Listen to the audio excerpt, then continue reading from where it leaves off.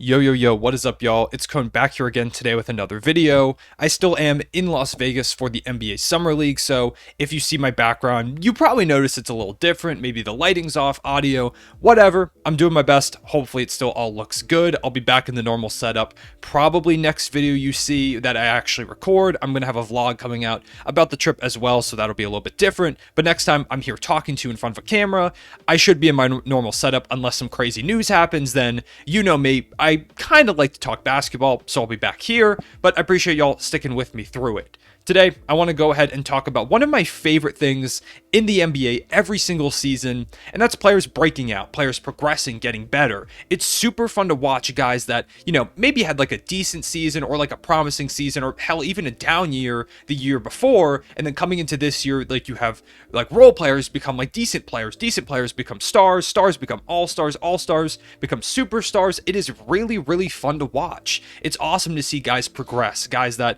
are either given more opportunities, whether like their co-star got traded and now they're the guy, or like a young player that kind of just blossoms and becomes better, and all the little flashes of potential become consistent and they're knocking down shots, they're making big plays. You see guys like get traded in these huge package deals, like young players like Shea getting traded to the Thunder years ago for Paul George, and he then immediately led the Thunder in scoring on a fourth seeded playoff team.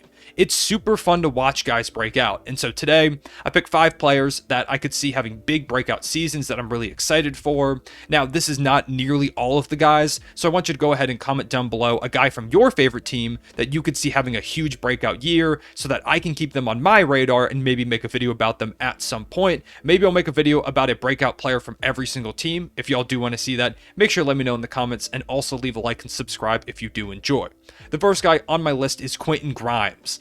Quentin Grimes has been absolutely killing it in the Summer League. He's one of those guys, which we see a few every year, and there will be another one on this list where he's just too good for Summer League. He came in and immediately is like the best player on the court any moment that he's out there. He's super aggressive, he's efficient. He had a great rookie season last year where he was this great like 3-and-D guy, a really solid fundamental guard, and he played really well for the Knicks. But right now on the Knicks, he is behind Jalen Brunson, RJ Barrett, Julius Randle. So while he is really good and has a lot of potential in his role, what I really kind of look at as the big breakout opportunity for him is the potential of going to the Jazz in a Donovan Mitchell trade. It kind of seems like right now the Jazz and the Knicks are going to end up making a Mitchell trade before the start of the season, or at least sometime at the beginning of the season. It feels like that's kind of the way things are going. The Knicks are reportedly really desperate to get a star. The Jazz are trying to start this whole new era, and Quentin Grimes is apparently a player that the Jazz like a lot. So I would imagine he ends up in that trade package, and I would love that for Quentin Grimes.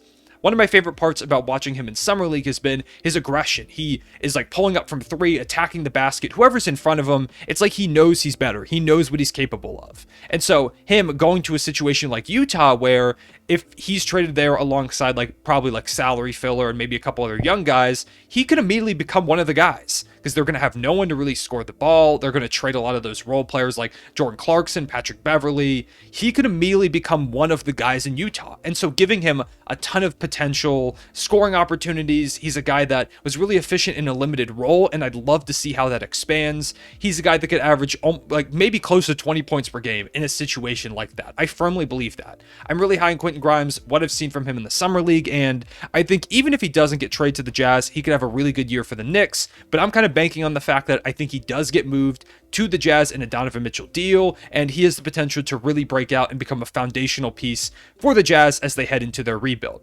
The second guy on this list is Cam Thomas. Cam Thomas is another guy, like I said, I kind of hinted that we'd talk about another Summer League baller. Cam Thomas last year won Summer League MVP, and this year he's coming forward again. Although Quentin Grimes will probably win it since the Knicks are in the championship, Cam Thomas certainly has made a case himself, scoring over 20 points per game, doing it efficiently, and he puts up a lot of shots. And the Brooklyn Nets are a situation where Kyrie wants out, KD wants out, and they're probably both going to be traded before the season. I would assume Kyrie definitely will be moved.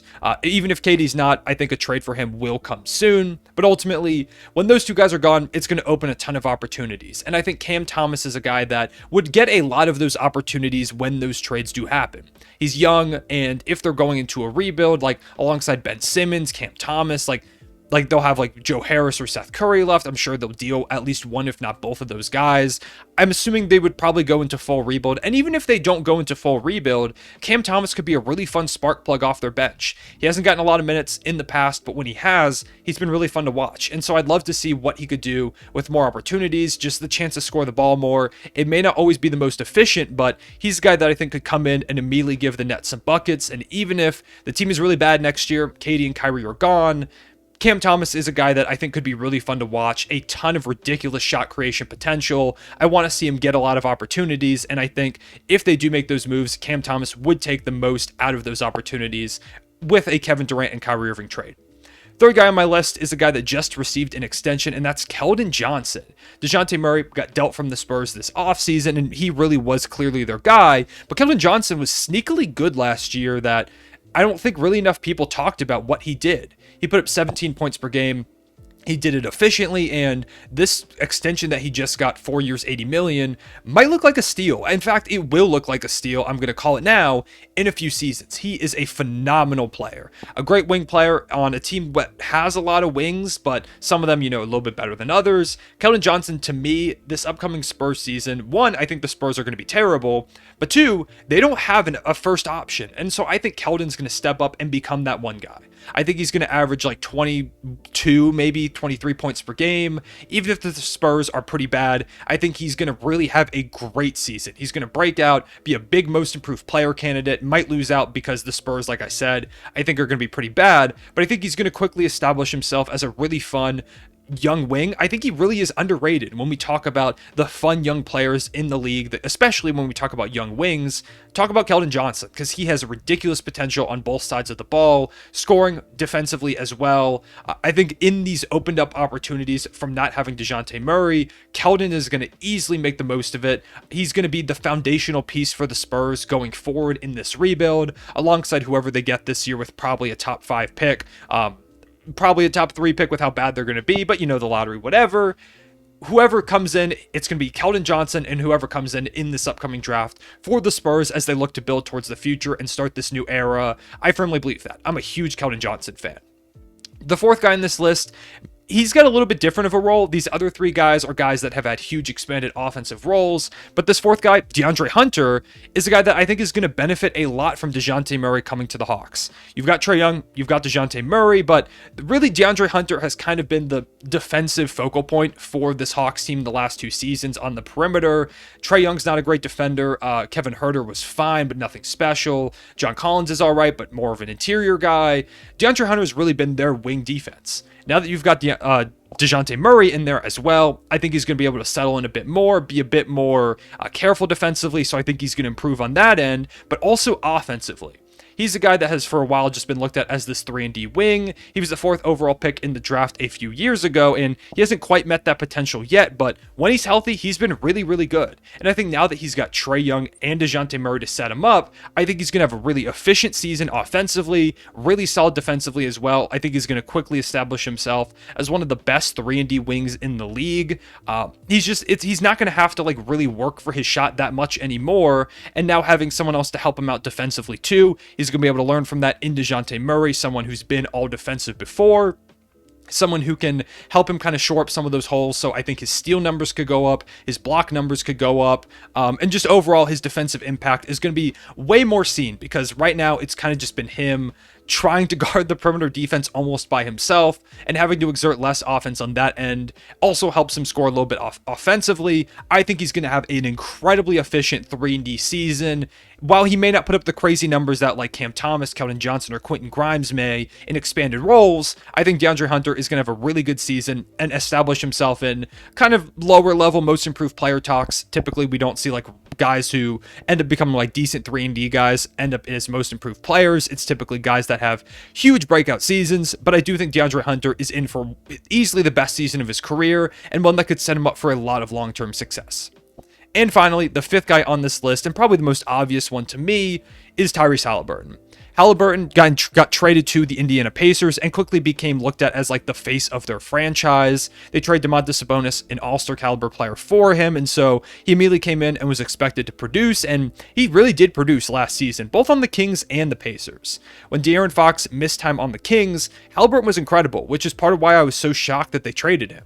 He was a guy that is easily a 50, 40, 90 potential guy. He can average double-digit assists, like 17, 18 points per game, hell, maybe even more now that Malcolm Brogdon's gone, which is the big reason why Haliburton is looked at as probably the most improved player favorite on most betting sites. He's a guy that is clearly the lead guard there now in Indiana. He's going to play alongside Benedict Mathurin, Chris Duarte, maybe Buddy Hield, maybe there's a trade coming, maybe Miles Turner, now that DeAndre Ayton isn't on the table anymore for the Pacers. So they're going to be a decent young team. I don't think they'll be very good, but Haliburton has a ton of guys that he can pass to, and he's a really gifted passer anyways, so I think he could average double-digit assists. I think he could average like 18 points per game, scoring the ball a lot more, getting a lot more opportunities as the lead ball handler, doing it efficiently. He's going to have a monster season. I would not be shocked at all. In fact, it makes sense why he is the favorite for most improved player, having all these ball handling capabilities. I expect the Pacers to just give him the keys to the team, say, run this offense for us, do what you got to do, and just give him this chance to grow, develop, and get better, and maybe show why it was a mistake that the Kings ended up trading him this early in his career, because I'm super high on Tyrese Haliburton. I think he's a guy that the Kings are really going to regret trading in a few years, and that people are going to look back. They even already look back and say, how did the Pacers get Haliburton? The fact that the Pacers were able to start their rebuild with a guy like Tyrese Haliburton at the helm is incredible for them. So shout out to them. They really did get a potential superstar in the making in Tyrese Haliburton, someone that I think will be one of the best guards in the league in a few years. He's efficient. He's going to get a ton of playmaking opportunities and scoring opportunities. He's got the keys to the franchise, and I think he takes the most of those opportunities.